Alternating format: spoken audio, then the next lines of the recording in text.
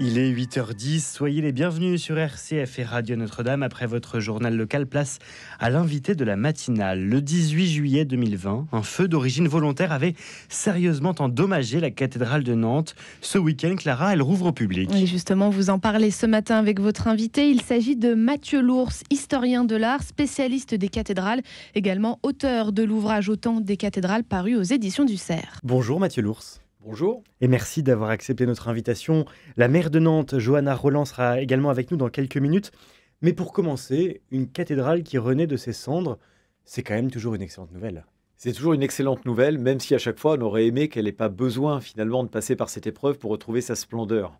Surtout à Nantes où c'est arrivé 2 fois en 50 ans. Comment ça? Racontez-nous. En 1972, toute la charpente de la cathédrale de Nantes a pris feu et il a fallu rénover la cathédrale. Ça a pris 12 ans de travaux et à nouveau en 2020, cet incendie criminel à l'intérieur qui détruit l'orgue et une partie du mobilier. On a un peu l'impression que les incendies tout de même jalonnent la vie des cathédrales. Oui, alors heureusement beaucoup moins depuis qu'on n'a plus de guerre mondiale et depuis qu'on a inventé le paratonnerre. Parce que les 2 facteurs d'incendie de cathédrale, c'était quand même la foudre et les guerres. Mais aujourd'hui, il nous reste l'insécurité des systèmes électriques dans certains cas. Il nous reste la malchance, la négligence, et il nous reste l'incendie criminel, comme ça a été le cas. Racontez-nous cette cathédrale de Nantes, Mathieu Lours. Quelles sont ses caractéristiques? Qu'est-ce qu'il y a de significatif? Alors, quand on rentre dans la cathédrale de Nantes, on est vraiment plongé dans un édifice qui nous semble à première vue d'une cohérence incroyable. Tout est blanc, tout est élancé, on a l'impression d'être dans la quintessence du gothique flamboyant, ce gothique du 15e, 16e siècle. Mais en réalité, vous avez une moitié de cathédrale qui est du 15e siècle et l'autre moitié qui n'est que du 19e siècle. Ce qui est assez récent pour une cathédrale en France. Et oui, et surtout ce chœur gothique du 19e siècle, tout le chœur est du 19e siècle, on l'a construit en détruisant le chœur roman qui était encore debout. C'est-à-dire qu'on a eu un véritable dilemme. Faut-il garder la seule cathédrale romane de Bretagne debout, le chœur roman de Nantes, et avoir une cathédrale bancale avec un chœur tout petit et une nef géante, ou bien accomplir le grand dessein de l'époque gothique et finir de raser le chœur roman et construire un gigantesque chœur gothique. C'est ce qu'on a dont donc on fait avait la maquette. C'est ce qu'on a fait au 19e siècle. Et au 19e, on a fait ça. On a rasé un chœur roman. Et comment ça s'inscrit dans le contexte de l'époque, ça, au 19e? Pourquoi on décide de faire ça? Il y a des débats, mais au 19e siècle, on a l'obsession de l'état idéal des monuments. Et donc, si on a un moyen de placer le monument dans un état complet, Viollet-le-Duc dit complet d'ailleurs, nous on met idéal parce qu'on aime bien les romantiques, mais si on peut avoir un état complet, on le fait, quitte à raser des parties authentiques qui s'opposaient à ce grand dessin. Mais en fait, c'était déjà un peu comme ça au XVIIe siècle. Par exemple, au XVIIIe siècle, quand on achève la cathédrale d'Orléans, on détruit la façade romane pour construire une façade gothique, pour être cohérent avec le reste de l'édifice. Avec quels fonds cela se fait-il au 19e? Alors au 19e, ça se fait avec les fonds de l'État, qui est propriétaire, sur le fonds des édifices diocésains. Cette cathédrale Et sur le fonds des monuments historiques. Il faut voir comment ça s'est passé à Nantes. Cette cathédrale de Nantes, donc, qui a brûlé en 2020. Il y a quelque chose qui est étonnant, Mathieu Lours, c'est que dans le cas de Notre-Dame, on n'a pas encore les conclusions de l'enquête. Dans le cas de Nantes, ça a été un incendie volontaire, allumé par un ressortissant rwandais qui était bénévole dans le diocèse. Comment on allume un feu dans une cathédrale de façon si facile? Dans une cathédrale, il y a un certain nombre d'éléments qui sont inflammables, tout ce qui est en bois. Et donc, avec un produit combustible, le bois prend feu très rapidement. Et ça, c'est vraiment un point de vigilance important pour la suite, en termes de surveillance et de protection. Mathieu Lours, vous restez avec nous, le temps d'accueillir Johanna Rolland. Bonjour. Bonjour. Et merci d'avoir accepté notre invitation ce matin. Vous êtes la maire de Nantes depuis 2014. Alors, que représente pour vous, en tant que maire de Nantes, la réouverture de cette cathédrale? La réouverture de la cathédrale, c'est d'abord un vrai moment d'émotion. Vous savez, quand très tôt, au moment de l'incendie, j'ai été sur place, comme pour beaucoup de Nantaises et de Nantais, ça a été un vrai choc, une vraie tristesse. Et du coup, forcément, à contrario, la réouverture, les retrouvailles des Nantaises et des Nantais avec leur cathédrale, c'est un moment de joie et un moment d'émotion très particulier. Oui, parce qu'il y a évidemment une dimension religieuse dans un tel monument, mais il y a aussi une dimension patrimoniale ouverte à tous les Nantais, vous le disiez. Comment est-ce que se conjuguent ces 2 dimensions, Johanna Rolland? Est-ce que vous sentez un attachement particulier des Nantais à leur cathédrale? Oui, d'abord, c'est évidemment une part de la grande histoire de notre ville. À Nantes, jusque à la fin des années 80, pour être précise, jusqu'à la fermeture des chantiers du Vision, il y avait une grande affiche qui s'offrait aux visiteurs à l'entrée alors des cobourgs de la ville. Et cette affiche, elle disait Nantes, son château, sa cathédrale, ses musées et ses chantiers navals. Je le raconte à ce micro parce que je crois que ça dit bien pourquoi c'est un élément historique, patrimonial, mais aussi affectif.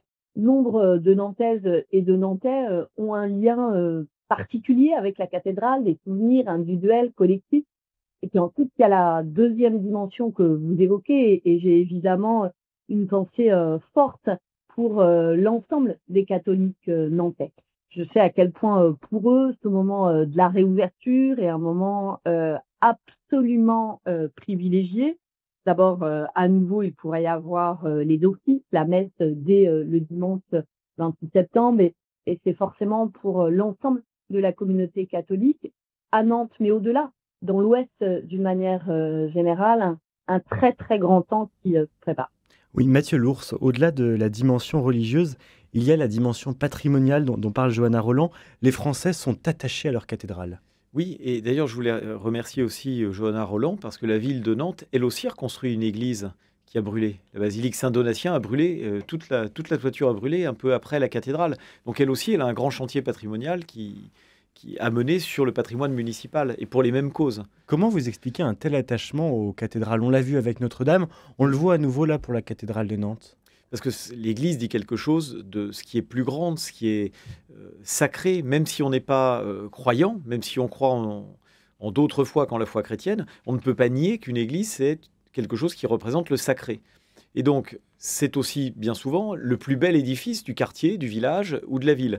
Donc la sacralité, la beauté, la grandeur, le culte du monument historique, tout ça fait que c'est pas un lieu neutre, une église. Et quand il s'y passe quelque chose, en bien ou en dramatique, ça surjoue finalement en quelque sorte l'événement.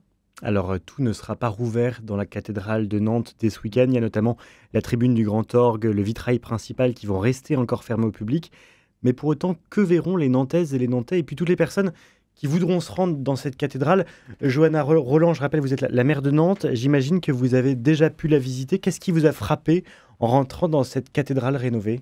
Je trouve que la première chose qui frappe, c'est vraiment la lumière et la blancheur. Alors, pour moi, c'est d'autant plus saisissant que à l'époque de l'incendie, j'avais pénétré sur les lieux de la cathédrale, et à l'inverse, ce qui frappait, c'était vraiment la noirceur et quelque part la désolation. Et donc là aussi, le contraste est je trouve, d'autant plus frappant pour celles et ceux qui sont présents pour ce week-end de réouverture, donc les 27 et 28 septembre. Il y aura un temps sur lequel je veux insister parce que je veux vraiment avoir un mot très fort pour eux, qui sera une cérémonie en l'honneur des sapeurs-pompiers et des forces de l'ordre. Vraiment, je veux dire la gratitude qui est la mienne, leur courage, leur professionnalisme a été absolument exemplaire au moment de l'incendie, et donc c'est important, je crois, de pouvoir le reconnaître. Johanna Roland, j'aimerais faire réagir Mathieu Lours sur ce point. On nous parle de lumière, la maire de Nantes nous parle de la lumière. C'est ce qui frappe souvent, peut-être on est habitué à des cathédrales trop sombres. Elles étaient voulues comme des lieux de lumière? Oui, et surtout, la lumière, c'est pas que les vitraux et pas que les fenêtres. C'est les murs aussi. La blancheur des murs qui étaient dissimulés sous des enduits très clairs, enduits au lait de chaux ou enduits à l'ocre, faisait partie de cette atmosphère lumineuse. On a été habitué à voir des cathédrales sales au XXe siècle.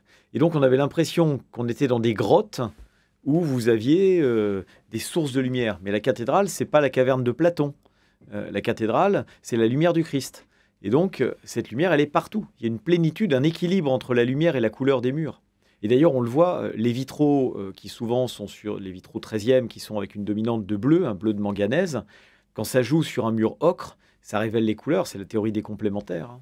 Les bâtisseurs de cathédrales voulaient faire de ces lieux des lieux de lumière, y compris sur les murs. Oui, aucun traité ne dit la cathédrale est un lieu sombre où se révèle la lumière. Ce qui se dit, c'est une architecture qui évoque la nature de Dieu comme lumière. C'est la pensée d'Aristote qui a été ensuite reprise par les grands savants et théologiens du Moyen-Âge. Et d'ailleurs, depuis la réouverture de la cathédrale Notre-Dame de Paris, c'est ce qu'on entend très régulièrement. Les visiteurs sont impressionnés, éblouis par la blancheur des pierres. Est-ce qu'il y a des cathédrales aujourd'hui qui sont trop sombres? Est-ce que vous avez des exemples d'édifices à travers la France qui, justement, ne se révèlent pas parfaitement à nos yeux parce qu'avec le temps, il y a eu cette... Alors déjà, il y a des cathédrales qui ont été conçues avec des défauts d'éclairage. Ça, toutes les cathédrales ne sont pas... exemples de défauts. Voilà, elles ne sont pas exemptes de défauts. Ensuite, les cathédrales romanes ont un éclairage beaucoup plus mitigé, beaucoup plus tamisé. Mais encore une fois, quand l'architecture romane est nettoyée, on a le bon rapport. Puis il fallait imaginer qu'il y avait un luminaire en complément. Il y avait les cierges, il y avait les lampes dans le sanctuaire. Et il fallait que la lumière de ces lampes puisse aussi trouver sa place. Donc si on avait trop de lumière du jour, on ne voyait pas non plus la symbolique de la lampe. Et effectivement, des cathédrales sales, on en a plein, malheureusement, qui mériteraient d'avoir un bon coup de propre à l'intérieur. Je pense à Bourges, où ce n'est pas encore dramatique, mais on voit bien quand même qu'il y a un encrassement important. Mais il y a eu des travaux très importants réalisés sur la charpente, donc, et puis là, actuellement, sur les tours. Donc, ce n'est pas du tout un édifice à l'abandon, au contraire. Et il faut juste attendre qu'on en vienne à la présentation intérieure, qui ne peut se faire que lorsque le clos et le couvert est finalement assuré. Johanna Rolland, difficile de ne pas faire le parallèle avec Notre-Dame de Paris, je le faisais à l'instant. On se rappelle aussi de l'engouement populaire qui avait eu lieu au moment de la réouverture de la cathédrale parisienne. Tout le monde, religieux, politique, même politiques internationaux, étaient venus, on s'en souvient.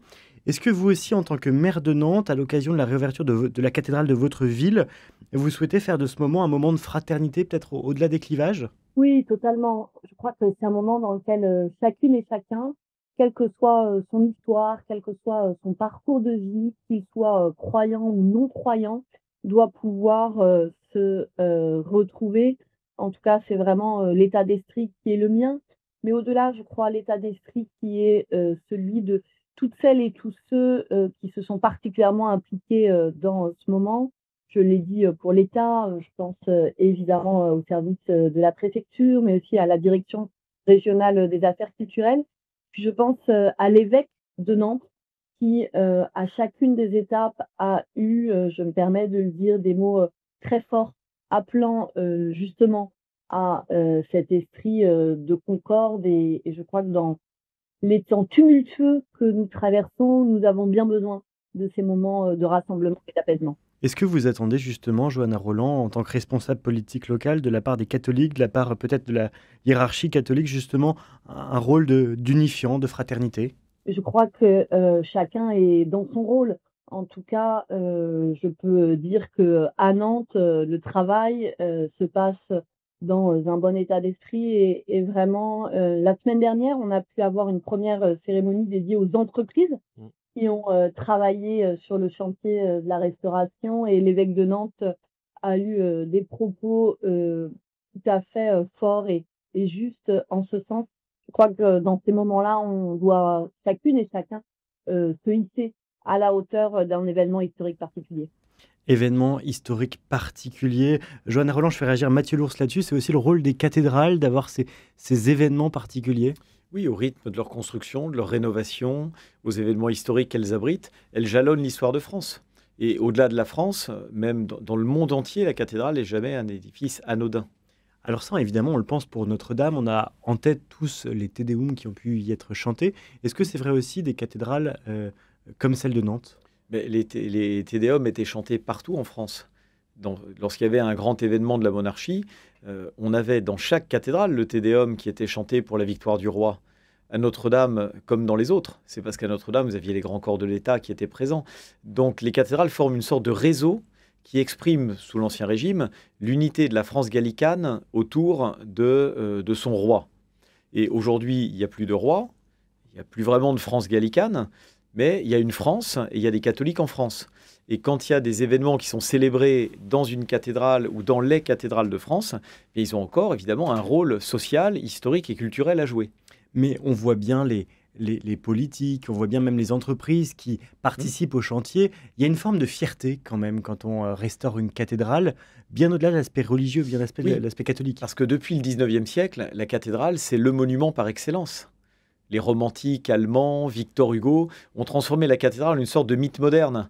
Et donc travailler sur un mythe architectural, et on pourrait en dire autant du château fort.